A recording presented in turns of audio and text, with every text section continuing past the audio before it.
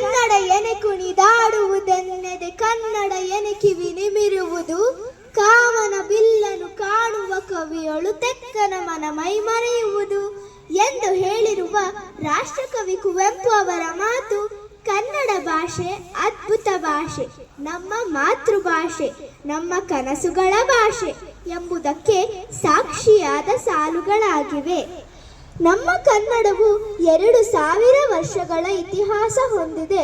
ಇದು ದ್ರಾವಿಡ ಭಾಷಾ ಕುಟುಂಬಕ್ಕೆ ಸೇರಿದೆ. ಕನ್ನಡ ಭಾಷೆಯು ತನ್ನದೇ ಆದ ಲಿಪಿ, ವ್ಯಾಕರಣ ಮತ್ತು ಶೈಲಿಯನ್ನು ಹೊಂದಿದೆ. ಇತರ ಭಾಷೆ, ಸಾಹಿತ್ಯ, ಸಂಸ್ಕೃತಿಯಿಂದ ಪ್ರಭಾವಕ್ಕೆ ಒಳಗಾದರೂ ತನ್ನ ದೇಸಿತನವನ್ನು ಬಿಟ್ಟಿಲ್ಲ, ಸ್ವತಂತ್ರವಾಗಿ ಬೆಳೆದು ಬಂದಿದೆ. ಹಲ್ಮಿಡಿ ಶಾಸನವು ಕನ್ನಡ ಲಿಪಿಯ ಅತ್ಯಂತ ದಾಖಲೆಯಾಗಿದೆ. ಕಾಲಾಂತರದಲ್ಲಿ ಕನ್ನಡ ಭಾಷೆಯು ಹಳೆಗನ್ನಡ, ನಡುಗನ್ನಡ ಮತ್ತು ಆಧುನಿಕ ಕನ್ನಡ ಎಂದು 3 ಕಾಲಘಟ್ಟಗಳಲ್ಲಿ ಬೆಳೆದಿದೆ. ಕನ್ನಡ ಸಾಹಿತ್ಯವು ಭಾರತೀಯ ಸಾಹಿತ್ಯದಲ್ಲಿ ಒಂದು ಪ್ರಮುಖ ಸ್ಥಾನ ಪಡೆದಿದೆ. ಮಹಾಕವಿ ಪಂಪನಿಂದ ಕನ್ನಡ ಭಾಷಾ ಸಾಹಿತ್ಯ ಆರಂಭಗೊಂಡು ಜನರಿಂದ ಮುಂದುವರೆದಿದೆ. ಅನೇಕ ಕವಿಗಳು ಕನ್ನಡ ಅಭಿವೃದ್ಧಿ ಹೊಂದಬೇಕಾದರೆ ಕನ್ನಡ ಪದಗಳ ಬಳಕೆ ಹೆಚ್ಚಾಗಬೇಕೆಂದು ಸಾರಿದ್ದಾರೆ. ಅಂಥವರ ವಾಣಿಯಿಂದ ಕನ್ನಡ ವೀಣೆ ಮೃದು ಮಧುರವಾಗಿ ಮಿಡಿದು ಬಸವಣ್ಣ, ಅಲ್ಲಮ್ಮ ಪ್ರಭು ಮುಂತಾದ ಶರಣರು, ಚಾಮರಸ, ಕುಮಾರವ್ಯಾಸ ಮುಂತಾದ ಕವಿಗಳು, ಪುರಂದರದಾಸ, ಕನಕದಾಸರಂತಹ ದಾಸಶ್ರೇಷ್ಠರು ನಮ್ಮ ಕನ್ನಡವನ್ನು ಜನರ ಮನಮುಟ್ಟುವಂತೆ ಮಾಡಿದರು.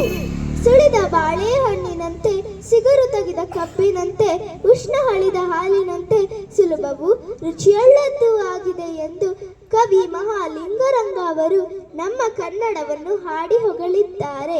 ಚಿರಕಾಲ ಬೆಳಗಲಿ ಕನ್ನಡದ ದೀಪ, ಜನಕ್ಕೆಲ್ಲ ಬೆಳಕಾಗಿ ಪುಣ್ಯ ಪ್ರದೀಪ, ಭಾರತಕ್ಕೆ ಬಲವಾಗಿ ಭವ್ಯ ಪ್ರದೀಪ, ಕಳೆಯುತ್ತ ತಾಪ ಬೆಳೆಸುತ್ತ ಸ್ಥೈಪ, ಹೊತ್ತಿತು ಕನ್ನಡದ ದೀಪ ಎಂದು ಕವಿ ಡಾಕ್ಟರ್ ಸಿದ್ದಯ್ಯ ಪುರಾಣಿಕ ಅವರು ನಮ್ಮ ಮನಗಳ ದೀಪವನ್ನು ಬೆಳಗಿಸಿದ್ದಾರೆ.